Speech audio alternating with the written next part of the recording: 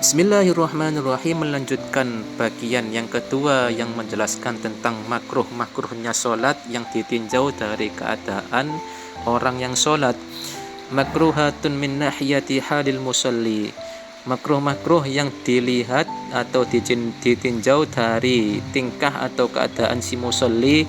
Yang pertama, as-sunatu haqinan wa huwa alladhi yudafi'ul baul, yaitu sholat dalam keadaan menahan kencing atau menahan pipis. Sebaiknya dituntaskan, dikencingkan dulu, baru itu wudhu terus sholat.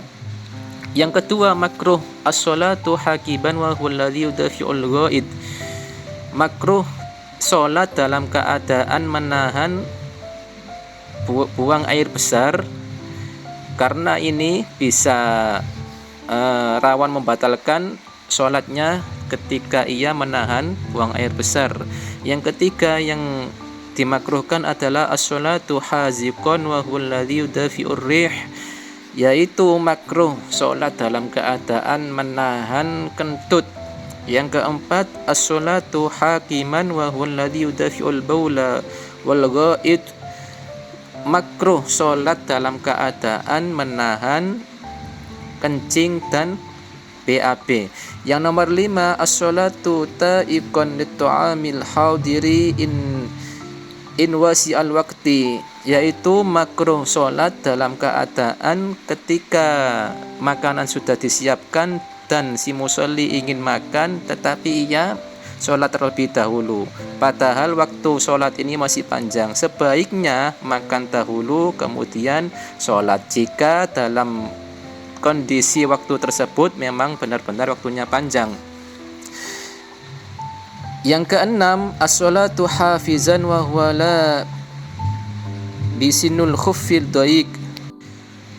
Sholat dalam keadaan memakai muzah. Muzah ini seperti alas kaki yang terbuat dari kulit yang menutup sampai lutut, yang terlalu sempit. Maka sholat dalam keadaan memakai seperti ini hukumnya makruh. Yang nomor 7, dimakruhkan as-sholatu ghadbanan, sholat dalam keadaan menahan marah. Ketika setelah bertengkar bersama suami atau istri, maka diselesaikan dulu, marahnya dihilangkan dulu, baru itu sholat, biar tidak makruh ketika melakukan sholat.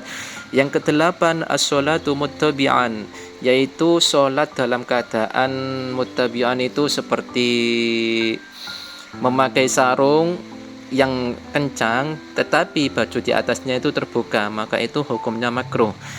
Yang ke-9, as-sholatu na'isan, yaitu sholat dalam keadaan menahan kantuk atau mengantuk. Yang ke-10,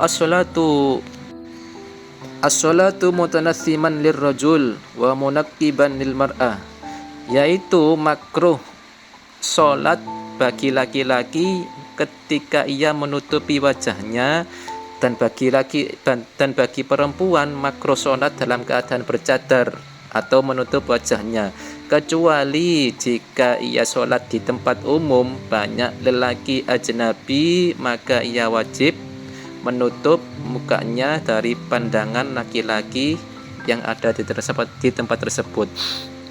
Yang ke-11, as-sholatu maksyufar ra'si wal mankibi, sholat yang tidak memakai penutup kepala dan penutup pundak. Sholat alias sholat yang tidak memakai kopiah atau penutup kepala yang lainnya, itu hukumnya makruh. Yang ke-12, as-sholatu fi thawbi min ghairi an yaj'ala ala atikihi syai'a, sholat dalam keadaan memakai baju pakaian tetapi ia tidak meletakkan sesuatu yang tidak menutupi pundaknya.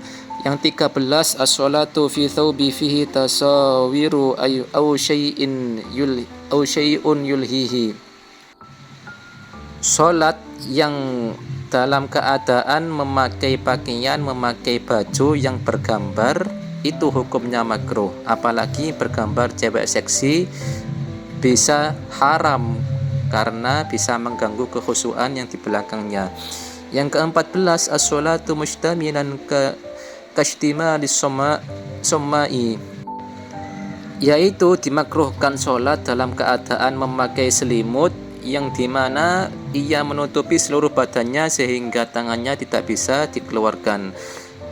Yang ke-15 as-sadli wa huwa al-yulqiya tarafiyar ridda'i minal janibain fayashibal ardi. Makruh hukumnya sholat dalam keadaan memakai ridda atau selendang atau surban yang menjulur sampai ke tempat sejadah atau ke lantai. Yang keenam al-isbal wa huwa yursila thawbihi hatta yusibal arda. Makruh hukumnya ketika ada seorang musolli yang sholat dalam keadaan memakai pakaian atau memakai sarung atau celana yang sampai menjulur ke lantai atau ke tempat sejadahnya, ini namanya isbal.